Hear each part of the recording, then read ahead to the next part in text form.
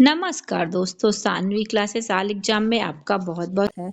मैं विभा। आज हम इतिहास विषय के कुछ महत्वपूर्ण प्रश्नों का अध्ययन करेंगे, जो कि आपकी आगामी आने वाले टीजीटी, पीजीटी एग्जाम के लिए बहुत ही सहायक सिद्ध होंगे।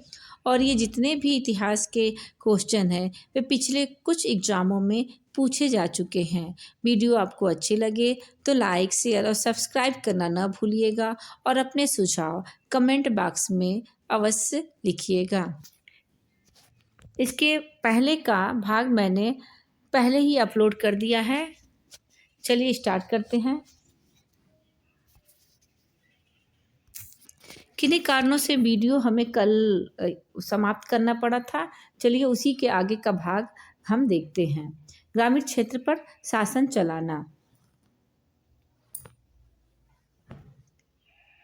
खर्च में कमी करने और सरकारी राजस्व को बढ़ाने के तरीकों जो मुख्यतः 19वीं सदी के उत्तरार्ध में अंग्रेजों द्वारा औपनिवेशिक भारत में अपनाया गया। पहला है देसी राजाओं के पुराने सेवकों की जागीरों को जब्त की जाए। देसी राजाओं के पुराने सेवकों के इनामों की जब्ती, समाज कल्याण के कार्य बंद करना और ईस्ट इंडिया कंपनी द्वारा देसी राजाओं को बड़े बड़े जागीर प्रदान करना। तो इसका उत्तर होगा ए, बी और सी। इसका हम व्याख्या देख लेते हैं। ये आपके प्रश्न EMRS TGT 2023 में पूछे गए हैं। व्याख्या देखते हैं। खर्च में कमी करने और सरकारी राजस्व को बढ़ाने के वे तरीके जो मुख्यतः 19वीं सदी के उत्तरार्ध में अंग्रेजों द्वारा औपनिवेशिक भारत में अपनाया गया। देसी राजाओं के पुराने सेवकों की जागीरें और इनामी की जब्ती और ब्रिटिश सरकार द्वारा बाद में समाज कल्याण के कार्य बंद किया गया। 19वीं सदी के अंत में ब्रिटिश सरकार को बड़े अकाल का सामना करना पड़ा, जिसमें लाखों लोगों की मौत हुई। अगला क्वेश्चन है, निम्न में से कौन सी तिथि को इंग्लिश ईस्ट इंडिया कंपनी को शाह आलम द्वितीय से दीवानी का अधिकार प्राप्त हुआ? 30 जनवरी 1765, 17 मार्च 1765, 12 अगस्त 1765, 5 फरवरी 1765। तो इसका उत्तर होगा 12 अगस्त 1765।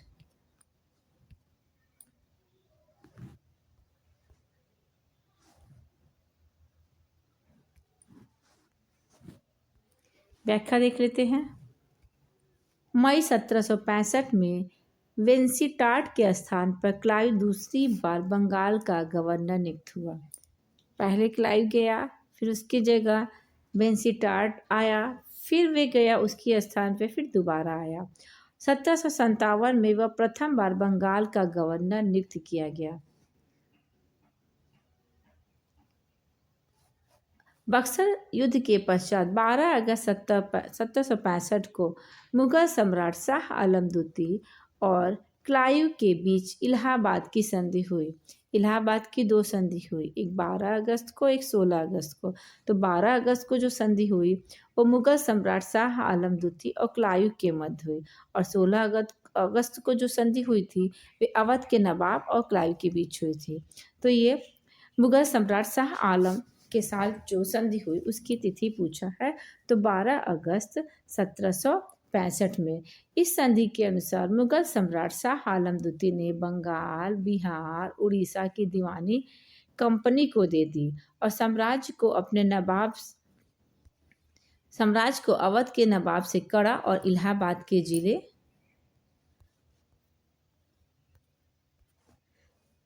लेकर दे दिए गए। मुगल सम्राट को 26 लाख रुपए प्रति वर्ष पेंशन के रूप में दिए गए। ईस्ट इंडिया कंपनी ने सूरत में अपनी प्रथम प्रेसिडेंसी बनाई। क्लाइव के बाद बंगाल के गवर्नर जनरल वारेन हेस्टी ने खजाना मुर्शिदाबाद से कलकत्ता हस्तांतरित कर दिया। कंपनी का शासन स्थापित होने के पश्चात 1813 के चार्टर अधिनियम के तहत चाय और चीन के साथ व्यापार छोड़कर भारतीय व्यापार पर कंपनी के एक अधिकार को समाप्त कर दिया गया। अगला क्वेश्चन है, क्लाइव बंगाल कब वापस इसके गवर्नर के रूप में लौटा? तो 1765 में वे बंगाल के गवर्नर बनकर आया था। ऊपर व्याख्या हमने बताया ही है। इलाहाबाद की संधि कब हुई? तो 2 संधि हुई जो 1765 ईस्वी में हुई। देखिए इसकी व्याख्या है कि इसमें व्याख्या नहीं दिया, एक का ही दिया है जो शाह आलम द्वितीय के साथ हुई थी। भारत में ईस्ट इंडिया कंपनी की प्रथम प्रेसिडेंटी क्या थी? मद्रास, सूरत, मछलीपट्टनम, हुगली। तो ये आपका उत्तर अभी हमने पढ़ा है सूरत। प्रथम प्रेसिडेंटी सूरत थी। किस चार्टर अधिनियम ने भारतीय व्यापार पर कंपनी के एकाधिकार को समाप्त कर दिया? तो 1813 ईस्वी में। और पूर्ण रूप से व्यापार बंद हुआ 1833 ईस्वी में। अभी चाय और चीन के साथ जो व्यापार था वो चलता था। अगला क्वेश्चन है, बंगाल के गवर्नर जनरल कौन थे जब मुर्शिदाबाद से कलकत्ता तक खजाना हस्तांतरित किया गया था? तो ये तो उपयुक्त व्याख्या में नहीं हमने देखा है, वारेन हेस्टिंग थे। क्लाइव के बाद हमारे वारेन हेस्टिंग बंगाल के गवर्नर बन के आए। ये सब बंगाल के गवर्नर हैं। और 1833 में लॉर्ड विलियम बेंटिंग को भारत का गवर्नर जनरल बनाया जाएगा। कंपनी की आमदनी अब देखते हैं, ये टॉपिक है। निम्नलिखित में से कौन सा विचार अंग्रेजों के लिए बंगाल के वाणिज्यिक महत्व का एक कारण नहीं था? उपजाऊ और व्यापार आंतरिक इलाके, उत्कृष्ट नदीसा संचार, ऐसे सस्ते सामान का उपलब्ध होना जिनकी यूरोप में बहुत मांग थी, अच्छी तरह से विकसित स्थानीय वाणिज्यिक संस्थान। तो इसका उत्तर डी ही होगा। व्याख्या हम देख लेते हैं। अच्छी तरह से विकसित स्थानीय वाणिज्यिक संस्थान अंग्रेजों के लिए बंगाल के वाणिज्यिक महत्व का कारण नहीं था। अंग्रेजों के लिए वाणिज्यिक दृष्टि से बंगाल अधिक महत्व था, क्योंकि यह गंगा तथा ब्रह्मपुत्र के मध्य स्थित उपजाऊ भूमि, परिवहन का साधन, सस्ते श्रमिक, कच्चे माल की प्रचुरता यहाँ बहुत अधिक थी। इस प्रकार अंग्रेज के आने से पूर्व भारत की आर्थिक स्थिति स्वनिर्भर थी। कंपनी ने व्यापार में वृद्धि के लिए मुक्त व्यापार की नीति को अपनाया। कंपनी के दीवानी प्राप्त करने के पश्चात बंगाल का आर्थिक दोहन तेजी से होने लगा। अंग्रेजों की नीतियों के कारण बंगाल की अर्थव्यवस्था गहरे संकट में फंसती जा रही थी, जिसका भीषण परिणाम बंगाल को अकाल के रूप में भुगतान करना पड़ा। 1769 और 70 में अकाल के कारण बंगाल में 1 करोड़ लोगों की मौत हो गई और 1/3 आबादी समाप्त हो गई। अगला क्वेश्चन देखते हैं। बंगाल में ब्रिटिश भारत का पहला नकारात्मक प्रभाव किस रूप में देखा गया? ब्रिटिशों द्वारा स्थापित नए बाजारी कस्बे, 1769 और 70 का अकाल। तो इसका उत्तर यही होगा।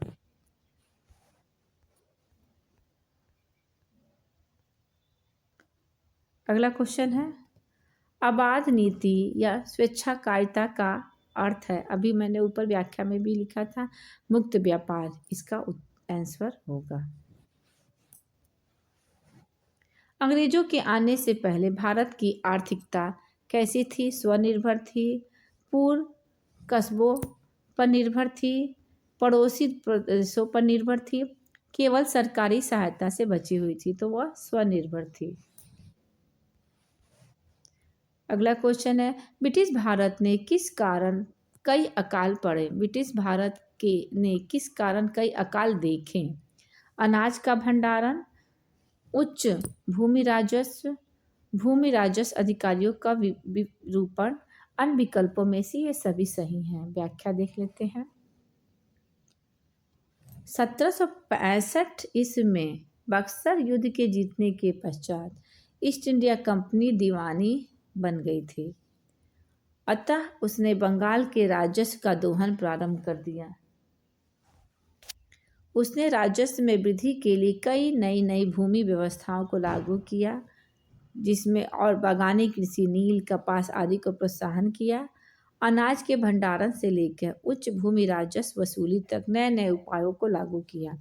कंपनी ने जमींदारी और अधिकारियों के माध्यम से अधिक राजस्व का दोहन किया। इस प्रकार बंगाल की अर्थव्यवस्था गहरे संकट में फंसती जा रही थी। नील और कपास जैसी वाणिज्यिक फसलों के कारण भूमि अनुपजाऊ होती जा रही थी। इन सभी का परिणाम हमें अकाल के रूप में देखने को मिलता है। बंगाल में 1769-70 के दशक में भयंकर अकाल पड़ा और 1943 के अकाल में मरने वालों में अधिकांश निम्न आय वाले परिवार के थे। इनमें से लोग सर्वाधिक प्रभावित हुए, जो अधिक कीमत के कारण खाद्यान्न नहीं खरीद सकते थे। इससे बंगाल की 1/3 आबादी समाप्त हो गई। उसके बाद अकाल आपका 1880 और 81 के दशक में भी अकाल आयोग का गठन किया गया सर रिचर्ड स्ट्रेची की अध्यक्षता में। वायसराय लॉर्ड वेवल के समय बंगाल में एक भयंकर और अकाल पड़ा। इस प्रकार ब्रिटिश काल में 1766 से 1943 तक भारत में लगातार भयंकर अकाल पड़े। इस अकाल के कारण हैजा, मलेरिया आदि बीमारियां फैलने लगी। कहीं ना कहीं भारत में अकाल होने का महत्वपूर्ण कारण अंग्रेजों की नीतियां थीं। अंग्रेजों ने ऐसी नीति अपनाई थी जिससे जनता कर देने में त्रस्त हो जाती थी। स्ट्रेची आयोग का संबंध किससे था? अभी मैंने ऊपर बताया ही, ये आपका अकाल से संबंधित था। बंगाल में एक और कुख्यात अकाल कब पड़ा? 1943 में। प्रारंभिक अकाल आयोग की तिथियां हैं 1880 से 1881। ये सब आपके एग्जाम में पूछे गए हैं। बंगाल में एक भयानक अकाल कब पड़ा? 1769 और 70 में। वर्ष 1943 में आए अकाल के संबंध में निम्नलिखित कथनों को पढ़िए और उपयुक्त विकल्प का चयन कीजिए। चलिए देखते हैं। बंगाल के अकाल में मरने वालों में अधिकांश वे किसान थे जिनकी फसल बर्बाद हो गई। सही है। दूसरा है, मरने वालों में अधिकांश निम्न आय वर्ग के थे। ये भी सही है। बंगाल के अकाल से वो लोग सर्वाधिक प्रभावित हुए जो अधिक कीमत के कारण खाद्यान्न नहीं खरीद पाते थे। ये A, B, C तीनों ही सत्य होगा।